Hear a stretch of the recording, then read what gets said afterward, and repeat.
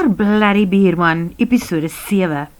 Elzaan se eerste ding maandagoggend en die loodgietersin val in 2 verskillende tydsones. Sy is 7 uur terug by die stinknat huis om die ander werkers te ontvang, maar van hom is daar nog geen teken nie. Agter in haar kar is die grootste nuwe geyser wat enige mens in 'n C-klas Mercedes met platgeslaane sitplekke kan laai. Die nat matte lê al in 'n vrot hoop langs die garage toe die loodgieter inry. Terwyl hy aan die werk spring, sien Elzaan 'n jong seun wat in Claire se tuin vroetel. Sy laai haar padstal aankope uit die kar. Dit is opgemaak in 'n mooi mandjie met 'n jammerse kaartjie aan die handvatsel. Sy stap na die bossie trekker toe. "Hallo jonge man, is mevrou Fourie al terug?" vra sy. Die seun lig sy rooi pet en glimlag spierwit. "Auntie Gogo?" "Nee, sy's nog nie hier nie. Sy's nog by die kleintjie in Pretoria." "En meneer Fourie, is die oom dalk hier?" "Ek het die meneer nog nie vanoggend gesien nie." "Wat is jou naam?" "Sipho." "Sipho, mag ek jou 'n groot guns vra? Sal jy asseblief hierdie mandjie vir die ou baas gaan gee?" "Die ou baas, Mr. Valentino?" "Nee, vir meneer Rikus Fourie." "Vir Mr. Rikus? Oké." Hy maak die graaf teen die heining staan, van die mandjie by haar en stap daarmee weg. "Beste oom Rikus, jammer dat ons eerste ontmoeting so pynlike ervaring vir jou was. Hiermee 'n paar eetgoedjies. Hoop jy hou daarvan. Vrede? Vraagteken. Buurvrou Elzaan." Die woorde op die briefie wat die mandjie met die lekker eetgoed vergesel, dans voor Rikus se oë. Dan is die vroumens nog sarkasties ook. As die mandjie nie so keurig opgemaak was en in selofaan was nie, het hy die inhoud sommer reguit in die asblik omgekeer. Elzaan, nogal nie regtige uitheemse naam nie. Susan Sinch het darm ook intussen vir hom kom rapporteer, dat hy dink dat die vrou met die swart gesig waarskynlik een van daai soort maskers opgehad het, om haar vel en jeug te bewaar, want sy lyk soos 'n boerenooi, en sy is nogal mooi, wat Rikus eers self sal wil sien om te glo. Hy loer in die mandjie en sy mond water dadelik, toe hy die biltong sien. Nee wat, hy sal nie dat hy die wrok wat hy teen die buurvrou hou, op die arme bees wat die heerlike geelvet biltong geproduseer het, gaan uithaal nie. En ook nie op die gawe tannie, wat lang ure by die stoof gestaan en roer het, aan die botter smelt lekker fudge nie, Sigwar. Hy sal elke stukkie van hierdie dierkos in die mandjie met smaak verorber, en sommer daarvan met Valentino en Dada ook deel. En hy sal sommer vir Sipho sê, dat hy die oom en tannie Dada en Valentino moet gaan soek, want hy sit so lank die ketel aan. Hulle is almal genooi vir koffie en melktert en beskuit hier in die kombuis. Terwyl hulle wegval aan die lekker melktert, vertel hy vir Sipho van die ouma wat hier langsaan by daai huis waar die sarkastiese vrou nou woon, vir hom die mandjie gegee het, heel moontlik daar vermoor is. Daai ou tannie dwaal daar. Nou is sy weer erg bedrywig, want is hier rondom volmaan. Hy sien hoe Dada en Valentino hom geskok aankyk. Hoekom hoor hulle nou vir die eerste keer daarvan? Die rede is eenvoudig. Niemand by Claire hoef te worry nie. Die ou auntie spook net aan daardie kant van die heining. Jou ma sê Auntie Betta leef nog, herinner Dada hom. Sy sou geweet het as daardie vrou dood is. Tant Betta was maar skugter vir my ma. Buitendien was ou oompie Stein opgetrek met my ouma Claire. Nee, die tannie sal nie haar gesig die kant van die heining kom wys nie, en sy sal ook nie met my ma praat nie. Rikus geniet die melktert met oorgawe. Daarna maak hy die pak beskuit ook oop en sit dit op die tafel, en Sipho klim met oorgawe in. Sy gesiggie wys, easy come, easy go. As dit beskuit reën, dan mag 'n mens maar doop.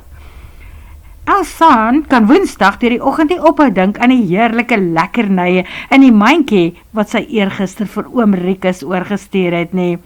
In haar eie koskas is daar vandag net mooi niks oor nie. Boonop het sy haar banklimiet vir die dag heeltemal oorskry met 'n elektroniese oorbetaling vir die teels en sement wat later afgelewer moet word.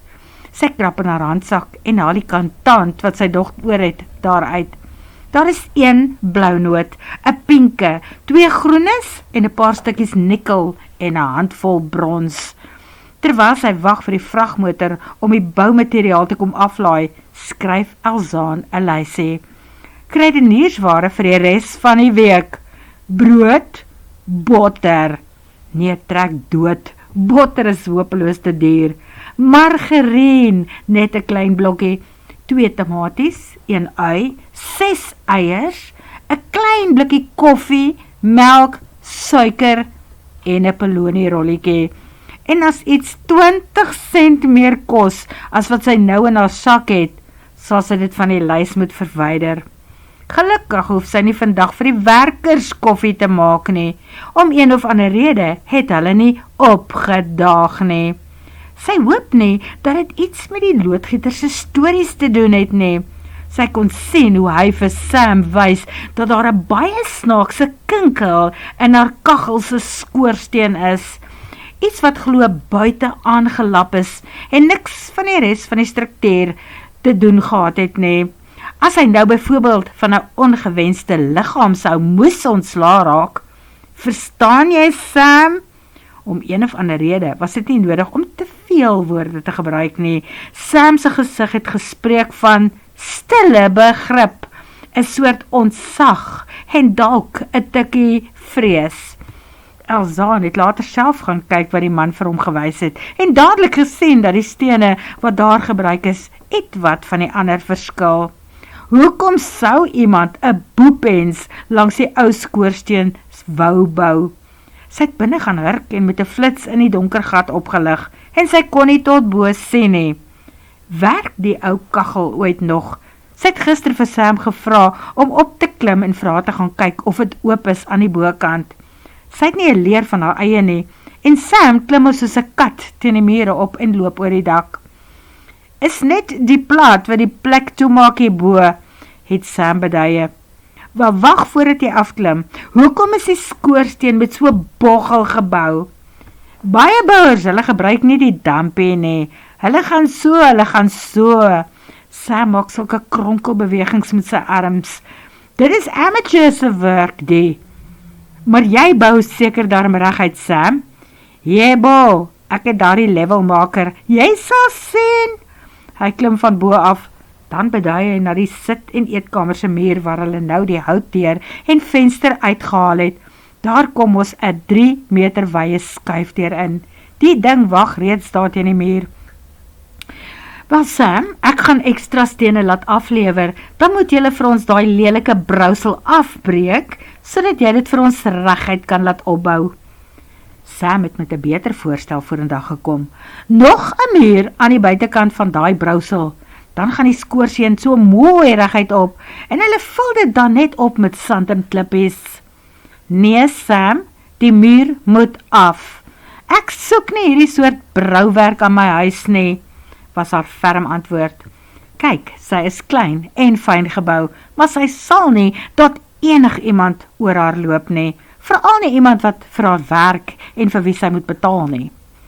Miskien hou daai muur die dak op, het Sam flou gekeer. Sy het haar kop geskit. Negatief, ek dink nie so nie Sam, hy is aan die buitekant van die huis gebou. Nou wat as ons die skeleton daar kry, het Sam met die sak patats vorendag gekom. Beter moet ons nie die muur pla nie. Dit sal nie noodwendig beter wees om die skeleton dan nog dieper te begrawe nie. Wat dan verder? Sit ons 'n do not disturb bordjie aan die buitekant, want iemand slaap hier vir min of meer 100 jaar? Ja, ek dink daai ding wat beter, dat sy nie sal uitkom nie. Wel as hy daar is, sal jy nie haar spook daar binne kan hou met 'n dikker muur om haar nie.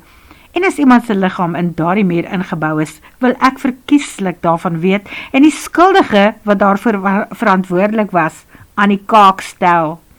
Nee, ek dink beter ons laat haar daar rus. Sam het met 'n wye draai teruggestap stoep toe.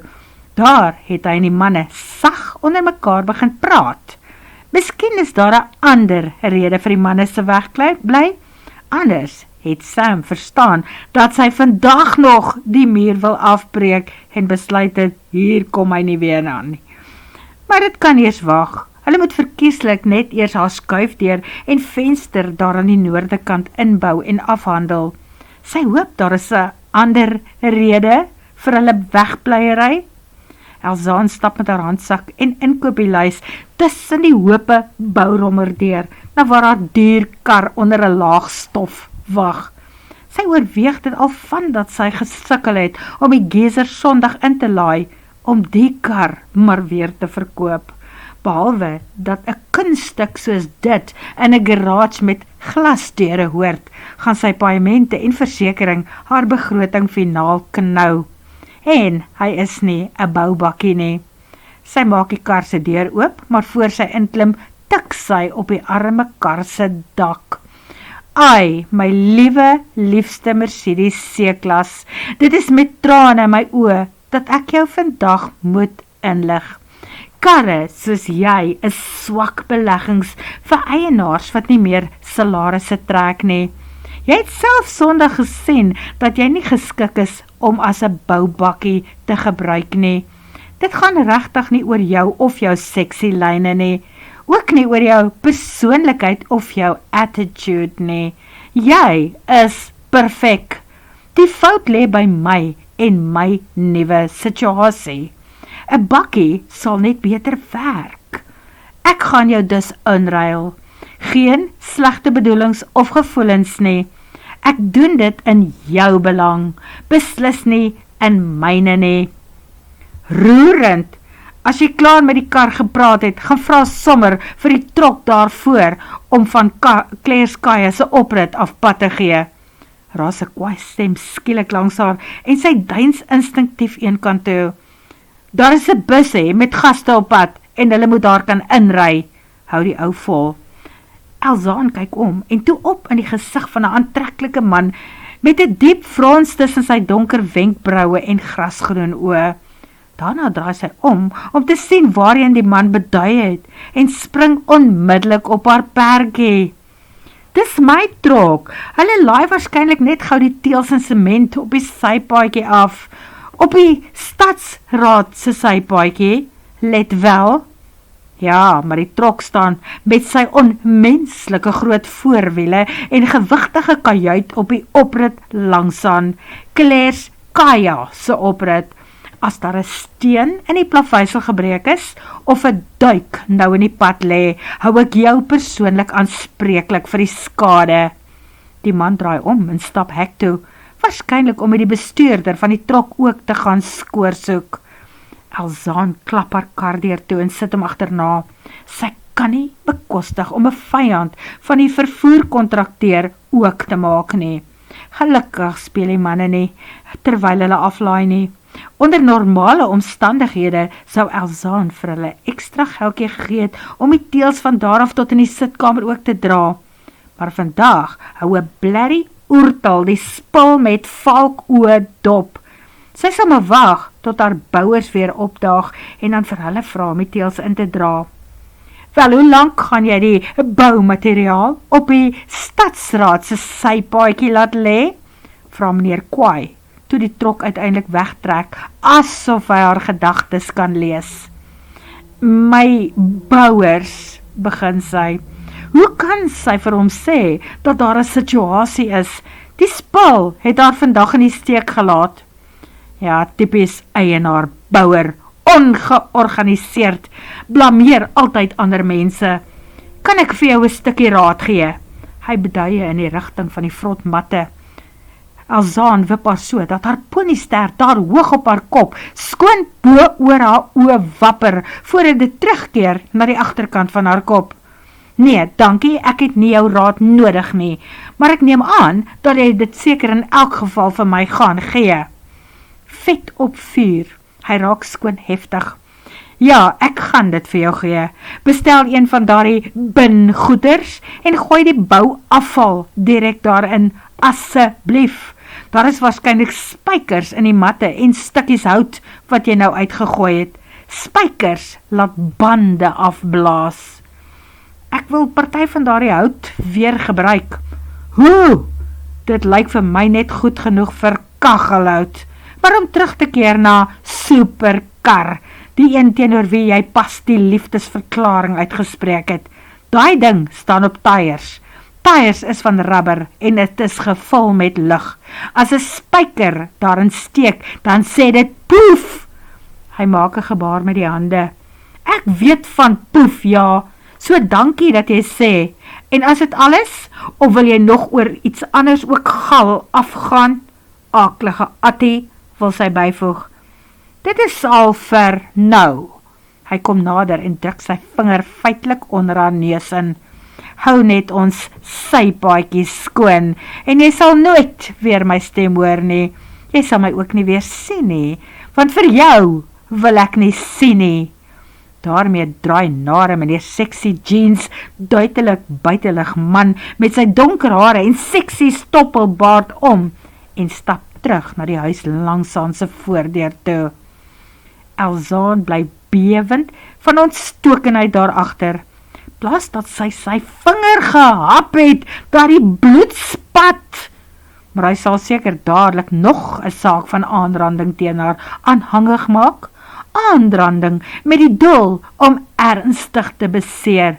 Want ja, sy sal sy vinger vir hom afbyt. En die keer sal hy die hospitaalkoste waarskynlik ook van haar eis. Want sy gaan nie speel wanneer sy byt nie. Miskien vat sy die hand ook saam. Wie de moer is hy in elk geval? As hy een van oom Rikus Fourie sy bestuurders of handlangers hier by die gastehuis is, sal die ouer man eendag van die bliksemse swak maniere hoor. Wat het haar laat glo dat plattelandse mense gawe bere maak? Al wat in sy guns kan tel, is dat hy nogal lyk soos die tipe ou wat haar 2 keer sou laat kyk het, as man vang op die platteland ook iewers op haar lysie was. So jammer dat sulke sielvolle groen oë en 'n soenbare mond vermos is op 'n man met 'n persoonlikheid wat brolloks en bittergaal na koffie en kondensmelk laat lyk. Wat natuurlik die heel seerste maak, is die feit dat die man eens gesmelt het voor die damsel in distress uitdrukking, waarmee sy menige manne se harte in Johannesburg kon laat smelt het nie. Verflaks, sy het probeer verduidelik dat haar bouers haar in die steek gelaat het en dat sy probeer doen wat sy kan. En hy het nie eens geluister nie. Poepel word vervolg.